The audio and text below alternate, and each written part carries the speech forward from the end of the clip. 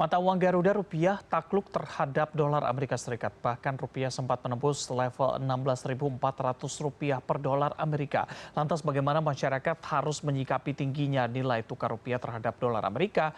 Apa yang perlu diantisipasi oleh pemerintah serta otoritas moneter? Sudah bergabung melalui sambungan virtual Direktur Eksekutif Indef, Esther Sri Astuti. Selamat malam Bu Esther.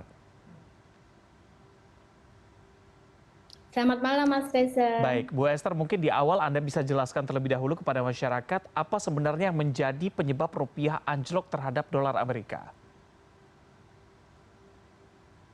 Ya, kalau kita lihat ada dua faktor yang mempengaruhi. Yang pertama adalah faktor global, artinya faktor yang berasal dari luar Indonesia. Kita tahu bahwa ekonomi US sedang mengalami ekspansi, nah sehingga US dollar menguat terhadap mata uang negara yang lain. Nah, yang kedua adalah faktor global lainnya adalah karena konflik geopolitik ya. Jadi ketika konflik geopolitik ini mempengaruhi suplai dan distribusi barang, sehingga suplai yang ada di pasar itu menjadi terbatas, harga meningkat, dan kebutuhan untuk melakukan impor itu juga akan meningkat dengan melakukan pembayaran dengan US dollar, sehingga US dollar yang menguat dengan kebutuhan transaksi US dollar yang meningkat itu membuat rupiah terhadap US dollar juga akan meningkat. Faktor yang kedua dari domestik sendiri, kita masih kurang ya untuk sumber-sumber penerimaan devisa negara.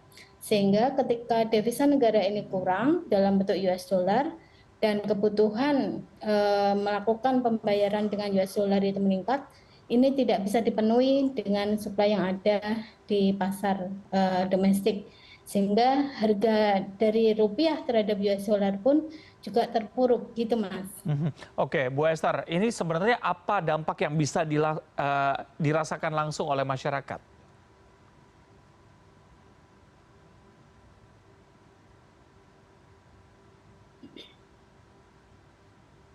Bu Esther, Anda masih bisa mendengar suara saya?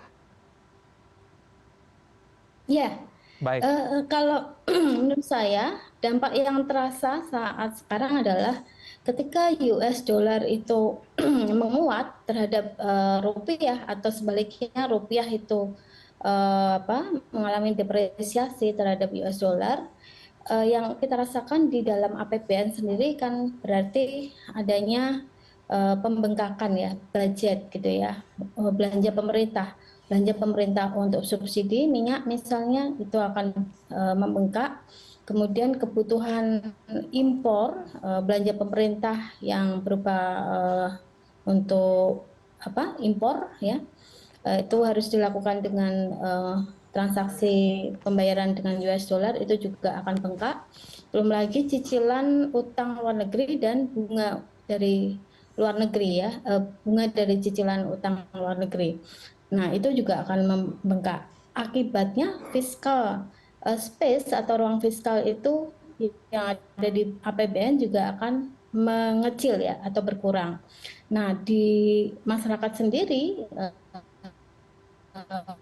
mereka yang melakukan transaksi ekspor yang dari sisi industri, mereka yang melakukan impor dari luar karena kebutuhan bahan bakunya mungkin harus dipenuhi dari luar negeri, maka mereka juga akan merasakan kenaikan harga dari bahan baku yang harus diimpor dari luar. Nah, sehingga ketika biaya produksi itu meningkat karena adanya kenaikan harga bahan baku, itu membuat produksi ya, harga produksi atau komoditas dari Indonesia, produk Indonesia juga akan meningkat. Nah, Baik. ini yang dirasakan oleh masyarakat Indonesia dan masyarakat luar negeri yang menjadi konsumen dari produk Indonesia. Oke, oke. Baik, kalau masyarakat secara umum begitu apa dampaknya yang akan segera terasa begitu selain dengan biaya impor yang tadi akan lebih tinggi? Apakah akan mempengaruhi Iya. juga terhadap harga-harga kebutuhan pokok dan lainnya begitu? Ya pasti, karena kita tahu harga pangan ya itu kan juga dibayar dengan US dollar karena misalnya beras, beras itu diimpor dari luar negeri, kemudian gula pasir dan kebutuhan pokok yang lainnya itu diimpor dari luar negeri. Nah, ketika US dollar itu menguat, nah kita harus membayar lebih banyak kan Mhm, dalam bentuk rupiah, sehingga ini yang dirasakan oleh masyarakat. mhm. Inflasi yang ada di masyarakat itu akan terasa. Kita namakan dalam ekonomi adalah imported inflation. Mhm. Oke, Bu Esther, ini kan sudah lebih dari angka 16.000 begitu, sudah ada tanda-tanda atau warning begitu. Sebenarnya langkah apa yang seharusnya segera diambil oleh pemerintah dan juga otoritas moneter seperti Bank Indonesia untuk bisa segera menstabilkan rupiah?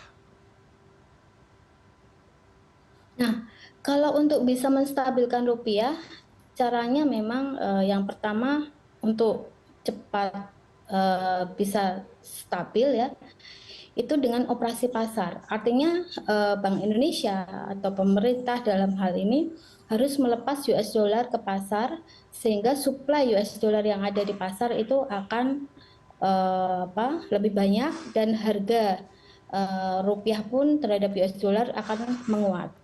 Yang kedua, caranya adalah kita eh, Bank Indonesia dalam hal ini bisa menaikkan tingkat suku bunga sehingga ketika tingkat suku bunga itu naik ya mengikuti tingkat suku bunga Fed dari US, maka ini adalah cara untuk menahan investor agar tidak membawa modal keluar, artinya tidak akan terjadi capital flight. Dua cara itu yang bisa kita lakukan segera. Mhm. Nah, cara yang ketiga, cara yang lebih fundamental, yang long term, yaitu meningkatkan fundamental ekonomi kita. Artinya kita harus menciptakan ya alternatif-alternatif sumber penerimaan devisa negara. Misalnya dengan meningkatkan ekspor ya, kemudian meningkatkan pendapatan dari sektor pariwisata, meningkatkan pendapatan dari eh, tenaga kerja Indonesia yang ada di luar negeri. Mhm. Seperti itu, Mas Baik, baik. Reza. Bu Esther, kalau misalnya masyarakat, kira-kira apa langkah yang bisa diambil? Apakah memang harus simpan uang terlebih dahulu atau justru harus spend uang lebih banyak begitu untuk membantu menstabilkan rupiah? Ya, untuk saat ini yang bisa dilakukan oleh masyarakat yang paling aman adalah bukan menyimpan dalam bentuk US dollar, enggak, itu malah menambah kepanikan ya di Mhm. dalam masyarakat. Nanti US dollarnya akan meningkat terus gitu. Artinya rupiah terdepresiasi terus. Nah, yang dilakukan adalah ya simpan dalam bentuk aset misalnya, Mhm. sehingga kalau aset katakanlah misalnya properti ya, itu kan harganya stabil atau logam mulia gitu, itu lebih relatif stabil gitu daripada menyimpan dalam bentuk eh, apa nilai uang gitu, Mas. Mhm. Oke, Bu Esther, menurut Anda pelemahan rupiah terhadap dolar ini akan terjadi berapa lama begitu? Nah, kalau kita lihat ini siklusnya memang agak mengkhawatirkan ya. Mhm, mhm, Sehingga yang kita harus lakukan ya, kenapa saya bilang itu mengkhawatirkan? Karena ini kita ditunjang oleh efek global ya, konflik geopolitik di mana-mana gitu ya. Kemudian kita tahu dari sisi ekspor kita juga turun gitu ya, dan ekspor kita ya lebih banyak didominasi oleh komoditas mentah yang tidak memberikan nilai tambah value added yang bagus gitu ya. Nah, yang ketiga dari sisi penerimaan devisa negara itu juga paling hanya bisa dari ekspor. Sektor pariwisata juga tidak digarap dengan serius gitu. Nah, ini yang mengkhawatirkan. Di sisi lain juga rasio pajak kita juga turun.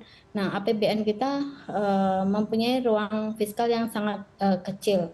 Nah, sehingga cadangan devisa untuk bisa menstabilkan rupiah saya kira juga terbatas. Nah, ini yang harus dilakukan ke depannya adalah pemerintah harus fokus pada penguatan dari fundamental ekonomi, penguatan ekspor, kemudian peningkatan investasi ya, sehingga itu tidak hanya bergantung pada konsumsi, tetapi juga kita harus aktifkan investasi dan ekspor sebagai mesin pendorong pertumbuhan ekonomi.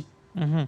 Bu Esther, terakhir mungkin singkat saja, kira-kira apa langkah preventif yang harus ditempuh oleh pemerintah, baik itu pemerintah, pengusaha, dan juga masyarakat untuk membantu menstabilkan rupiah ini?